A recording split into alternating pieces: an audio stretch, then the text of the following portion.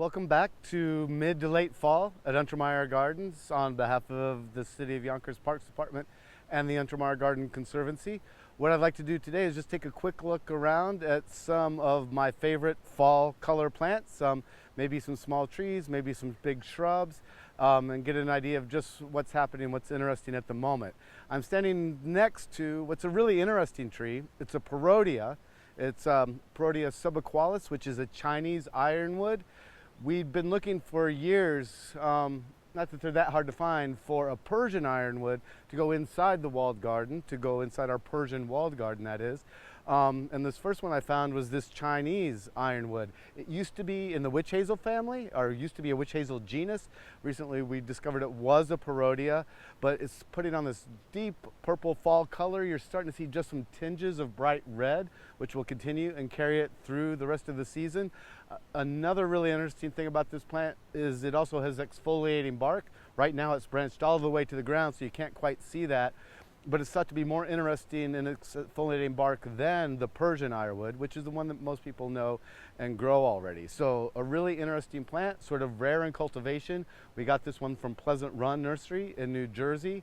And while I'm standing here, I just wanted to point out something else that's fun in fall color. Over my shoulder are the upright vertical specimens of Liquidambar, or the sweetgum. It's Liquidambar, styraciflua, and a cultivar called Slender Silhouette. And by the habit of those 5 trees in close proximity that aren't much more than 4 feet wide, you can see where it gets its name.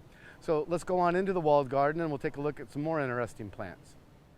So on our walk into the walled garden, I wanted to stop here at a tree that's maybe not at the top of the list of most people's fall color trees, but it's an oak tree. It's a pin oak tree, which you may be familiar with. This one is Quercus palustris green pillar.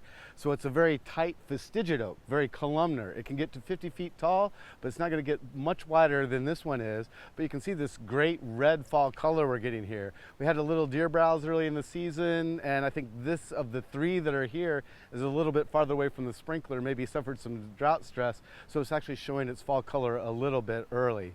But again, this habit, with this color right next to the mullion entrance to the garden, we've been really happy with it here.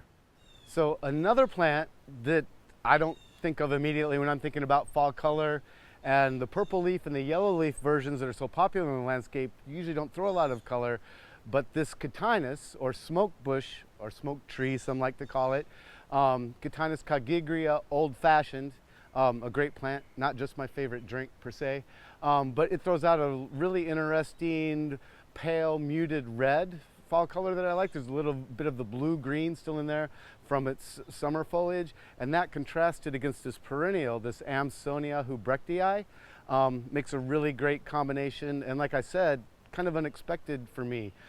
This is a plant that sometimes is used as a cutback shrub, but right now we're letting it go to full size, which could get up to maybe 15 feet tall by 10 feet wide, almost what it is right now. I've nestled myself into the lower terrace walled garden hydrangea border, the mixed hydrangea border, and I'm standing here kind of enveloped by a really interesting plant called Heptacodium, or the 7 sunflower. And again, maybe not on the top of the list for fall interest, but the remainder of the flowers are really interesting, which we'll talk about that in a second. But I'm also here next to this Callicarpa, or beautyberry. Again, we're thinking about fruit instead of leaf for fall color, but this stunning, almost unnatural color in the garden is covered with these weeping, across the weeping stems of the purple beautyberry. But stepping back out and looking a little bit more closely at the Heptacodium, it flowered in the middle of summer. Really interesting white flowers, very showy and everything. But once the flowers fall off and we get into the fall season, the 7 flowers that are in these arrangements, it's where it gets its common name of the 7 sunflower.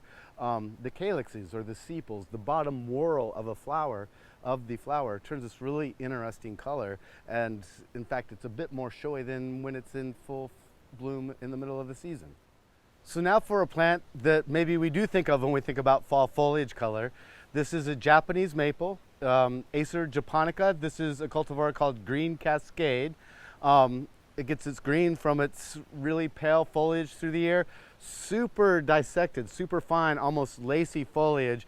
But you can see now it's getting these reds and oranges and yellows. And what I love about this particular plant and this particular location is how these lower branches have found their way through the wrought iron and are spilling over and cascading down into the grotto, creating a completely unusual effect, not only here at the Temple of Love, but I think for a Japanese maple in general.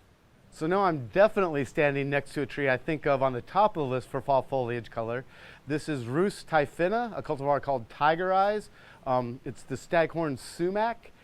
It has staghorn fuzziness on all its new growth, but this color is really why we want to grow it. This cultivar Tiger Eyes looks and feels and sounds and plays just like the straight species, except this is purportedly a bit more dwarf. So if you have a smaller space for height, this is supposed to max out at 6 feet. I'm 5'7", so you can see it's already a bit beyond that.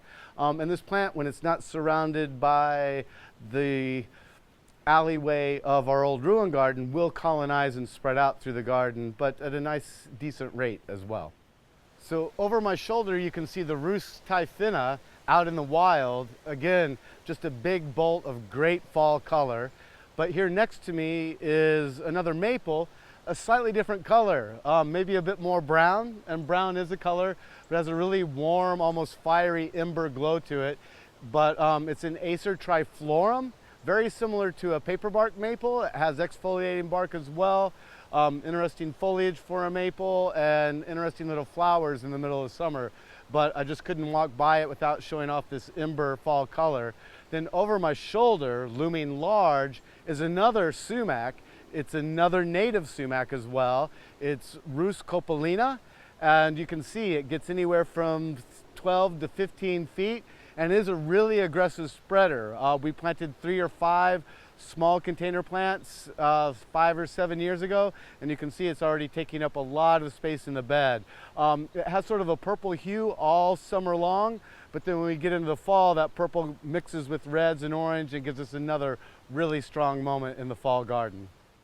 We've been walking around in the fog all morning, and now we have the sun coming out for our final specimen of the day. We've been looking at small trees and large shrubs. Now we're looking at a truly big tree, and the largest of the Korean dogwoods I've ever seen. This is Cornus kusa that would have been planted in Untermyer's time.